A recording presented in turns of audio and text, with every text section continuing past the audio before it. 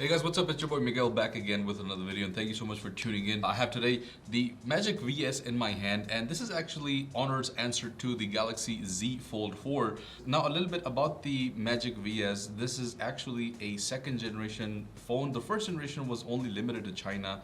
The second generation has quite a lot of improvements. Now, looking at the design, the first thing that you can tell is that this is actually a thinner phone, and there's actually no gap in the middle over here when the phone is in its folded state. Unlike the Z Fold 4, which I'm gonna put a picture here, you can actually tell that there's quite a big gap. This, because of a thinner profile, is better to hold in the hands, and the display is actually also bigger, not only on the outside but also on the inside. Quickly taking a look at the design, we have an all glass build, so the back is glass. The front is also glass, and we also have a stainless steel body. One of the things about the hinge is that it actually stays in its folded state, so it's not like the Galaxy Z Fold 4 where it's only going to be folded or it's going to be fully open. But there's one big drawback that's actually with the waterproofing. There's no IP waterproofing with the Magic VS, which can be a deal breaker for a lot of people. Looking at the display, we have a 6.45 OLED display here at the front.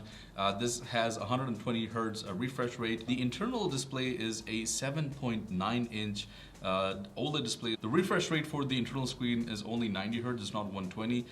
The resolution, however, is slightly better on the display, on the inside display, than on the outside. On the outside, we only have 1080p display. On the inside, I believe we have 1440. When it comes to storage options, we have 256 and 512. There are no expandable memory options here. We do have the SIM tray over here.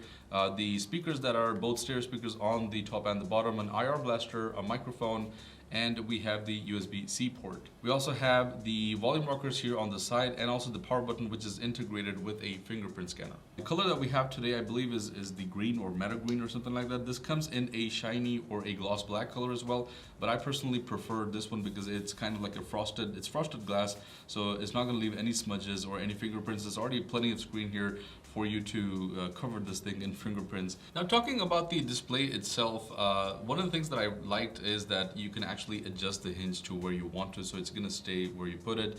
And on some applications, if you're watching, for example, YouTube, you're able to actually split the UI, so automatically it splits the UI as soon as you fold it a little bit. As soon as you put it back, it goes back into the normal position, but as soon as you fold it, it kind of splits the screen.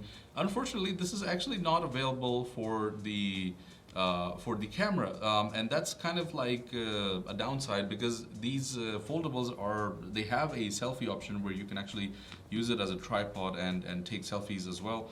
Now, the thing about this is that if you see over here, the shutter is actually right in the middle.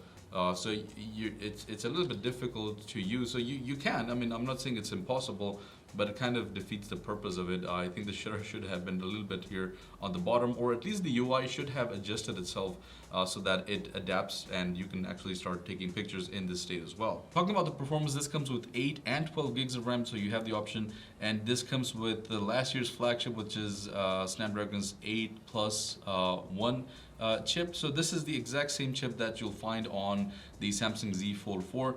The only thing is that when we ran the benchmark numbers, the numbers on the Magic VS were kind of a little bit lower, not by a lot. So I'll give you an example. On Antutu benchmark, this scored at around 830,000 points, and the Z Fold 4 with the exact same chip, exact same specs, ran at around 900,000, which is a little bit of a difference, but when you're gaming, daily performance, you're not really going to be able to tell that much.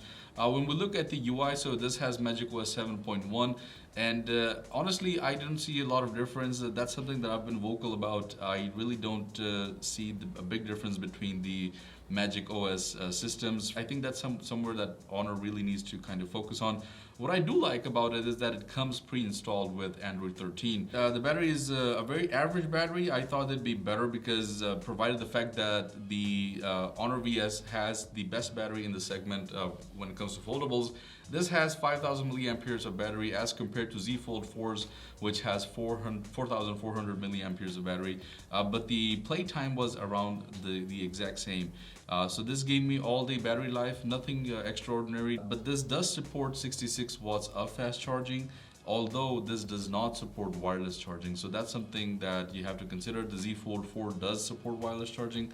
Now, talking about the cameras on the back, we have a main 54 megapixel camera. We have an 8 megapixel telephoto lens with 3 times zoom, and we also have the 50 megapixel ultra wide lens. Now, the cameras are just okay. I'm not gonna say they're incredible, and I mean, I saw a lot of noise. That was my review about the cameras, and maybe that was because I was in low light situations. In low light, the camera is not too good.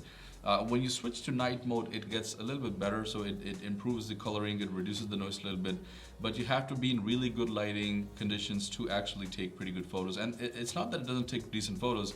You're going to see very vivid, very accurate colors, just provided that you are under good lighting. When it comes to video, all 3 cameras actually shoot in 4K resolution, with the main camera shooting at up to 60 FPS in 4K.